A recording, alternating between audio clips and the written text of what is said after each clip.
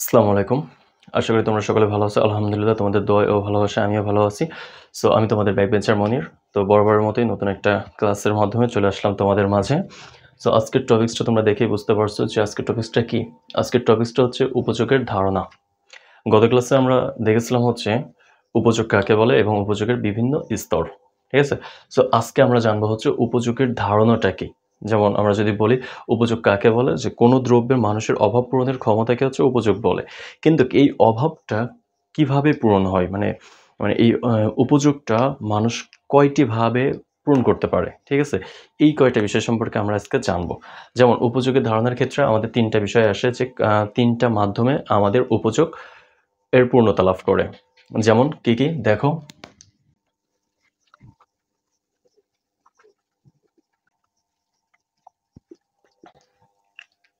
ওকে।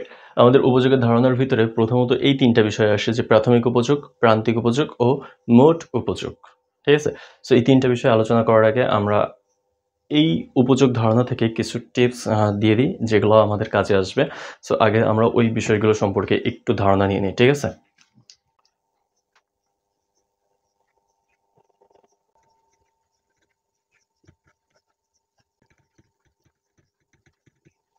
TU মানে হচ্ছে total utility. Total utility means হচ্ছে মোট উপযোগ।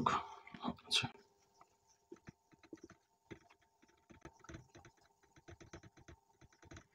ওকে। টিইউ মানে হচ্ছে টোটাল ইউটিলিটি। টোটাল ইউটিলিটিকে আমরা বাংলায় বলে হচ্ছে মোট উপযোগ। এবং এমইউ মার্জিনাল ইউটিলিটি। মার্জিনাল ইউটিলিটিকে আমরা বলে হচ্ছে মার্জিনাল মানে হচ্ছে প্রান্তিক। সো আর ইউটিলিটি মানে হচ্ছে একক বা উপযোগ, যেটাকে বলে পারি আমরা।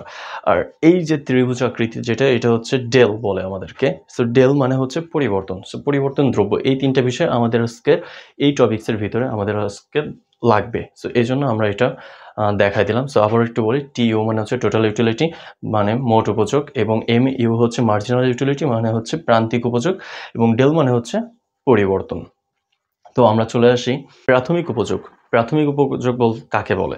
প্রাথমিক মানে হচ্ছে আমাদের প্রথম পর্যায়ে যে স্তরটা। সো আমরা বলতে পারি যে কোনো ব্যক্তি প্রথম পর্যায়ে যে ভোগটা করে, যে দ্রব্যের ভোগ করে যে পরিমাণের তৃপ্তি লাভ করে তাকে হচ্ছে প্রাথমিক উপযোগ বলে। যেমন হচ্ছে মানুষ হচ্ছে রুটি, চা, কলা, ফলমূল এগুলো প্রথম পর্যায়ে খায়, তার কাছে যেমন অনুভূতিটা কাজ করে সেটা হচ্ছে তার প্রাথমিক উপযোগ। তারপরে আসে প্রান্তিক উপযোগ। প্রান্তিক, এই যে এমইউ মানে মার্জিনাল ইউটিলিটি।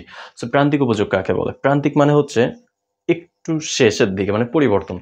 সো আমরা বলতে পারি যে কোনো দ্রব্য ভোগের পরিবর্তনের ফলে ওই দ্রব্যের অতি ক্ষুদ্র পরিবর্তনের মাধ্যমে মোট উপযোগের যে পরিবর্তনটা হয় তাকে হচ্ছে প্রান্তিক উপযোগ বলে।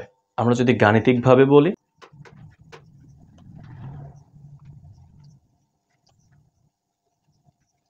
গাণিতিকভাবে যদি আমরা বলতে চাই তাহলে হচ্ছে M U is equal to del T U by del X. আর এক্স মানে আমরা এখানে হচ্ছে দ্রব্যকে ধরে নিয়েছি, যেটা দেখতে পাচ্ছেন। তো ডেল টিইউ মানে হচ্ছে মোট উপযোগের পরিবর্তিত মান, এবং ডেল এক্স বলতে হচ্ছে দ্রব্যের পরিবর্তিত মান। ঠিক আছে? এই দুইটার ভাগফল যেটা আসবে সেটাই হচ্ছে আমাদের প্রান্তিক উপযোগ। আবার এই প্রান্তিক উপযোগটা হচ্ছে ৩ ভাবে দেখানো যায়। ১ ঋণাত্মক, ২ ধনাত্মক, ৩ স্থির। অথবা আমরা যদি সাজায় বলি, যেমন প্রথমে আসবে হচ্ছে ধনাত্মক, তারপরে হচ্ছে স্থির, তারপরে যাবে হচ্ছে ঋণাত্মক। যেমন একটা লিখে দেখাই।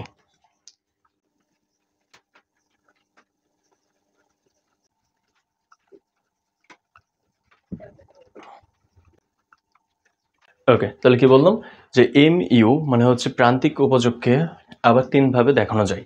১ ধনাত্মক প্রান্তিক উপযোগ, শূন্য প্রান্তিক উপযোগ এবং ঋণাত্মক প্রান্তিক উপযোগ। তো এই ৩টা কাকে বলে? নাম্বার ১ ধনাত্মক প্রান্তিক উপযোগ। ধনাত্মক মানে হচ্ছে প্লাস। তো আমরা বলতে পারি যে কোনো দ্রব্য ভোগের মাধ্যমে যদি মোট উপযোগ বৃদ্ধি পায় তাহলে সেটা হবে ধনাত্মক প্রান্তিক উপযোগ। এবং নাম্বার ২ শূন্য প্রান্তিক উপযোগ কাকে বলে? তাহলে আমরা এখানে বলতে পারি যে কোনো দ্রব্য ভোগের মাধ্যমে যদি আমাদের মোট উপযোগের কোনো রকম পরিবর্তন না হয়, সেটা যদি স্থির থাকে তাহলে সেটা হচ্ছে শূন্য প্রান্তিক উপযোগ। এবং ঋণাত্মক প্রান্তিক উপযোগ। ঋণাত্মক প্রান্তিক উপযোগটা তাহলে কাকে বলে? যে কোনো দ্রব্য ভোগের মাধ্যমে যদি মানে এক একক যত আমি ভোগ করবো আমাদের মোট উপযোগ তত বৃদ্ধি পেতে থাকবে, কিন্তু মোট উপযোগ আমাদের যত বৃদ্ধি পাবে আমাদের প্রান্তিক উপযোগগুলো তত কমতে থাকবে। সো এই প্রান্তিক উপযোগ কমতে থাকার প্রবণতা যখন প্রায় হচ্ছে আমাদের একটা পর্যায়ে ঋণাত্মক হবে, মানে ভূমি অক্ষকে ছেদ করবে। তো এইটাকে হচ্ছে আমাদের ঋণাত্মক প্রান্তিক উপযোগ বিধি বলে। তারপরে আসো মোট উপযোগ। মোট উপযোগ কাকে বলে? মোট উপযোগ হচ্ছে আমাদের MU মানে মার্জিনাল ইউটিলিটি, মানে প্রান্তিক উপযোগের সমষ্টিটা হচ্ছে আমাদের মোট উপযোগ। আমরা যত বেশি ভোগ করব আমাদের উপযোগ তত বৃদ্ধি পেতে থাকবে। যেমন আমরা যদি গাণিতিকভাবে একটু দেখাই যে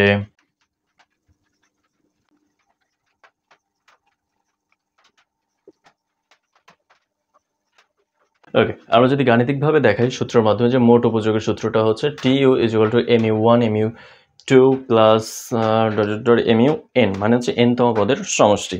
তো এই সকল মানের যোগফল করলে আমরা হচ্ছে TU পাবো, মানে সকল প্রান্তিক উপযোগের যদি আমরা সমষ্টি করি মানে হচ্ছে যোগ করি তাহলে আমরা পাবো হচ্ছে মোট উপযোগ।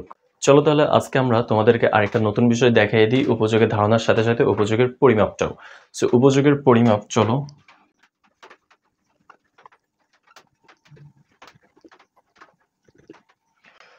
পরিমাপ, পরিমাপ শব্দটা দেখে হয়তো আমরা বুঝতে পারতেছি যে এটা একটা ভার, মানে হচ্ছে কিভাবে আমরা বলতে পারি, ঠিক আছে, যে সংখ্যা নাকি হচ্ছে পর্যায়।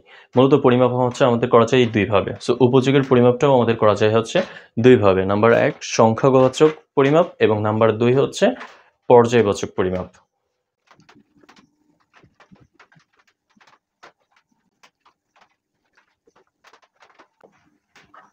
ওকে, সো উপযোগের পরিমাপ আমাদেরকে মূলত হচ্ছে এই দুইটা ভাবে দেখানো হয়, এক হচ্ছে সংখ্যাবাচক পরিমাপ এবং 2 হচ্ছে পর্যায়বাচক পরিমাপ।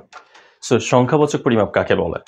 যে পরিমাপটা সংখ্যার মাধ্যমে দেখানো হয় তাকে হচ্ছে সংখ্যাবাচক পরিমাপ বলে। যেমন 1 2 3 4 5 এই যে বিষয়গুলো, এগুলো হলো আমাদের হচ্ছে সংখ্যা। সেই সংখ্যার মাধ্যমে যেই পরিমাপটা দেখানো হয় তাকে বলে হচ্ছে সংখ্যাবাচক পরিমাপ। যেমন আমি যদি উদাহরণস্বরূপ বলি যে রাকিব প্রথম একটা আম খেয়েছে, দ্বিতীয় একটা আম খেয়েছে, তৃতীয় একটা আম খেয়েছে, মানে একে একে সে 5টা আম খেয়েছে। সো আমি যে বললাম একে একে, সো 1 2 3 4, এই যে বললাম যে একসাথে একটা একটা করে আম সে খাচ্ছে, এই যে বিষয়গুলো এগুলো হলো সংখ্যার মাধ্যমে বলতেছি। তাহলে এইগুলো যেইভাবে আমরা সংখ্যায় পরিমাপ করতে পারি সেগুলোকে বলা হয় হচ্ছে সংখ্যাবাচক পরিমাপ। নাম্বার 2 পর্যায়বাচক পরিমাপ। পর্যায় বলতে হচ্ছে যেমন প্রথম, দ্বিতীয়, তৃতীয়, চতুর্থ, বা ইটালিয়ান শব্দ হচ্ছে আই, যেটা আমরা এখানে লিখেছি যে 1 2, তারপর হচ্ছে 3, রোমান শব্দ বা ইটালিয়ান শব্দ, এই সকল বিষয় দিয়ে যেগুলো দেখানো হবে বা অর্ডিনাল সংখ্যা দ্বারা যে সকল বিষয়গুলো দেখানো হবে সেগুলো হচ্ছে আমাদের পর্যায়বাচক সংখ্যার ভিতরে আসবে। যেমন আমি যদি বলি সে দৌড় প্রতিযোগিতায় ফার্স্ট হয়েছে বা সেকেন্ড হয়েছে বা সে 3য় নম্বর পুরস্কার অর্জন করছে, এই যে বিষয়গুলো সবগুলো যাবে আমাদের হচ্ছে পর্যায়বাচক পরিমাপের ভিতরে। তো এইগুলাই ছিল হচ্ছে আমাদের উপযোগের পরিমাপের বিষয়, যে সংখ্যাবাচক পরিমাপ এবং হচ্ছে পর্যায়বাচক পরিমাপ।